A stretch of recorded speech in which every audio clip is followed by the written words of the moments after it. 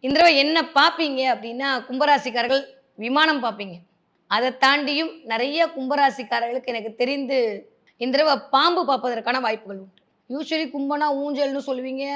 வேற ஏதாவது சொல்லுவீங்க. திடீர்னு பாம்புக்கு வரீங்க அப்படின்னா, எஸ் கொஞ்சம் கவனமாக இருக்க வேண்டும். மற்றவர்களிடத்தில் கவனமா இருக்கணும். ஃபினான்ஷியல் விஷயத்தில ரொம்ப கவனமா இருக்கணும்னு சொல்லக்கூடிய சமிக்கைகளாகத்தான் இந்த பாம்பு பார்த்தல் என்ற நிகழ்வு நிகழ காத்திருக்கிறது. பாம்பு பார்த்தீங்கன்னா, பெருசா பயப்படாதீங்க. பாம்பு கொத்துற மாரிலாம் கனவு வந்துச்சு அப்டின்னா, ரொம்ப சந்தோஷம்.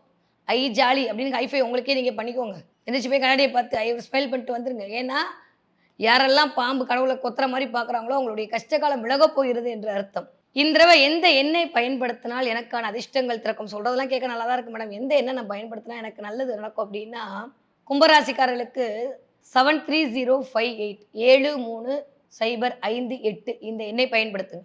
இந்த எண்ணை ஏதாவது ஒரு இடத்துல எழுதி வச்சுக்கோங்க. டெய்லி ஒரு தடவை எழுதிட்டு போங்க. இல்ல கையில எழுதி வச்சுக்கோங்க.